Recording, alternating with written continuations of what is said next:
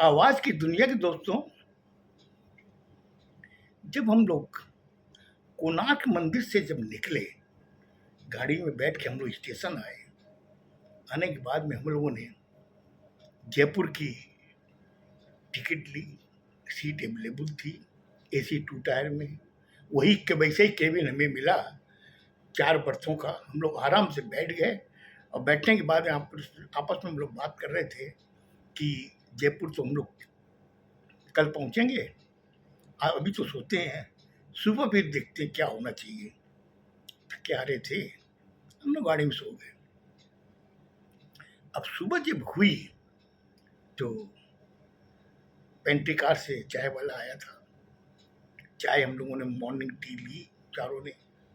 चाय के साथ में उसने बिस्कुट भी दिए थे। उसके बाद में उसने कहा कि आप लोग नाश्ते में क्या लोगे, क्योंकि टिकट के अंदर फूडिंग हम लोगों ने ऐड करवा ली थी। तो बोला नाश्ते में आप क्या लोगे, वेज हो या नॉन वेज। हम लोगों ने कहा कि हम लोग वेज हैं। हमने कहा नाश्ते में सुबह वेज में क्या दोगे। बोले वेजिटेबल कटलेट मिलेगी, ब्रेड मिलेगी, बटर मिलेगा और चाय। हमने कितने बजे दोगे आप। बोले 8 साढ़े 8 के अंदर आपको मिलेगी। हमने कहा ठीक है। हम लोग तब तक अपना नृत्य कार्यक्रम कर, चाय पी के नृत्य कार्यक्रम करके वापस आके हम लोग बैठ गए। तब तक 7:30 बज गई थी। फिर हमने कहा यार देखो तो कहाँ गाड़ी पहुंची है। बोले हम लोग उड़ीसा क्रॉस कर चुके हैं।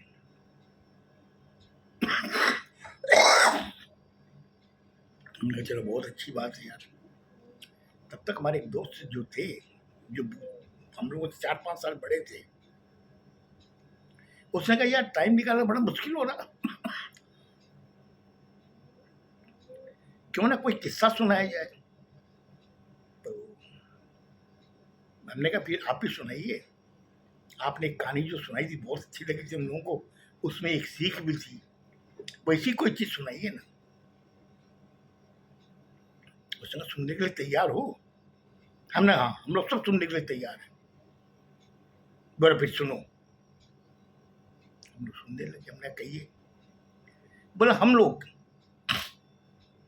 जब कोई भी काम होता है, जो भी हम लोग की फरमाइश होती है, हम लोग भगवान के सामने जाके बोलते भगवान मेरी ये इच्छा है, मुझे अच्छी सी नौकरी मिल जाए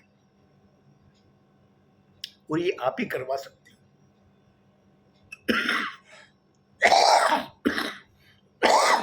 इतना कह के हम लोग हाथ जोड़ करके वहां से निकल जाते हैं। अब हम लोग निश्चिंत हैं कि भगवान को मैंने कह दिया, भगवान मेरी इच्छा पूरी करेगा। बोले वहां से जब वो निकला तो उसने देखा कि एक लड़के को गांव का बड़ा आदमी उसका हाथ पकड़ के लेके आ रहा था। तो उसने जब देखा कि वो लड़के को हाथ पकड़ के ला रहा है, तो मैंने उससे पूछा कि भाई क्या बात है, आज ये सरपंच के लड़के को लेकर तुम कैसे आ रहे हो, क्या हो गया। बोले नहीं नहीं, सरपंच का लड़का ये जो ठीक नहीं है, और ये बोला आज नहर के ऊपर नहा रहा था तो इसका पैर फिसला, ये नहर में गिर गया। वो तो मैं वहां था, मैंने इसको पकड़ करके निकाल लिया। अब मैं सरपंच के पास ले जाके इसको सरपंच को सौंपूंगा और उनको कहूंगा कि ये कम से कम अपने घर में ध्यान से रखें आप। अगर कुछ हो जाता तो क्या होता, वो तो मैं था वहां पर, मैंने इसको बचा लिया। इतना कहना था कि जो दर्शन करके आया था, जो अपनी फरमाइश भगवान के सामने रख के आया था, उसके कान खड़े हो गए। उसने आपने यार बहुत अच्छा काम किया, चलो मैं भी चलता हूँ सरपंच के घर। वो तीनों जने पहुंच गए सरपंच के। सरपंच के घर गए, आवाज दी सरपंच साहब बाहर आइए, सरपंच साहब बाहर आइए। सरपंच बाहर आया। उसने अपने लड़के को देखा और साथ में उस आदमी को देखा, फिर उस आदमी को देखा। बोले क्या बात है, कैसे लड़के को पकड़ रखा है। बोले सरपंच जी, ये नहर पे ये लड़का वहां नहाने गया था और इसका पैर फिसल गया, वो तो गनीमत थी कि मैं खड़ा था, नहीं तो ये डूब जाता। सरपंच ने कहा कि तुमने तो यार बहुत अच्छा काम किया है, मैं तो तुम्हें निकम्मा समझता था, तुमने मेरे बेटे को बचाया। दूसरे ने कहा कि बोला कि देखिए कितना अच्छा ये है, अपन लोग इसको गांव में कोई इसको इज्जत नहीं देते हैं, लेकिन इसने आपके बेटे को बचा लिया।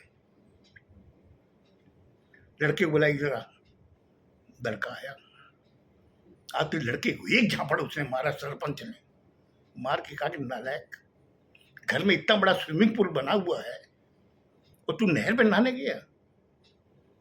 तो जिसने बचाया था उसने कहा सरपंच जी मारिए मत, बच्चा है, इसको प्रेम से समझाइए, ये मारने से तो ये विद्रोह कर जाएगा, इसलिए इसको समझाइए। लड़के को अंदर भेज दिया। जब लड़का अंदर चला गया तो सरपंच ने कहा कि मांग, क्या मांगना चाहता है? मैं बहुत खुश हूं, तुमने मेरे एक ही भी लड़का था उसके तुमने जान बचाई है, मैं बहुत खुश हूं, बोल किसे क्या चाहिए? हम लोग जो सुन रहे थे 3 जने, हमने कहा कि फिर उससे क्या मांगा? मैंने उसने कहा कि साहब मैं क्या मांगू आपसे, आपकी जो सजा हो, आपकी जो हैसियत उस हिसाब से आप कर दीजिए। बोले नहीं नहीं तू मांग। इधर में जो सांस में आया था, जो भगवान को बोल के आया था, उसने कहा कि अरे मांग ले, अरे तू मांग लेगा अभी तो सरपंच बहुत खुश है, दे देगा तेरे को। फिर उसने पूछा मांग, क्या मांगना चाहता है, मांग ले। बोले नहीं सरपंच साहब मुझे कुछ नहीं चाहिए, आपकी जो सजा हो, आपकी जो हैसियत उस हिसाब से कर दीजिएगा। फिर उसने उसको इशारा किया, सरपंच ने उसको बोला जो साथ में आया था, जो भगवान को फरमाइश करके आया था, उसको कहा कि देख ये अभी नहीं ले रहा कुछ भी। फिर उसने उसको बोला अरे मांग ले, अभी तो सरपंच तुमको दे देगा, जो मांगेगा देगा, मांग तो। उसने कहा कि मांग, मैं तुझसे कह रहा हूं ना, मैं बहुत खुश हूं, आज तू जो भी मांगेगा तेरे को मिलेगा। बोले सरपंच साहब मैंने आपसे कहा ना मुझे कुछ नहीं चाहिए, आपकी जो इच्छा हो, आपकी जो हैसियत हो उस हिसाब से मुझे दे दीजिए। उसने कहा ठीक है, तुम एक काम कर, शाम को आ जाना और 10 लाख रुपया मैं रखूंगा, तुम ले जाना। और तेरा घर कैसा है? बोला साहब मेरी छोटी झोपड़ी है, घर तो एक घास फूस की भरी हुई है। बोले एक काम कर, मेरे आदमी जाएंगे, वो तेरे 2 कमरों का घर बना देंगे, लेटरिन बाथरूम बना देंगे, तो चिंता मत कर। मुझे लगता है आज मैंने आपका ज़्यादा टाइम ले लिया, इसके आगे की घटना मैं कल बताऊँ, उससे फिर क्या बताया। खुश रहो, स्वस्थ रहो, धन्यवाद।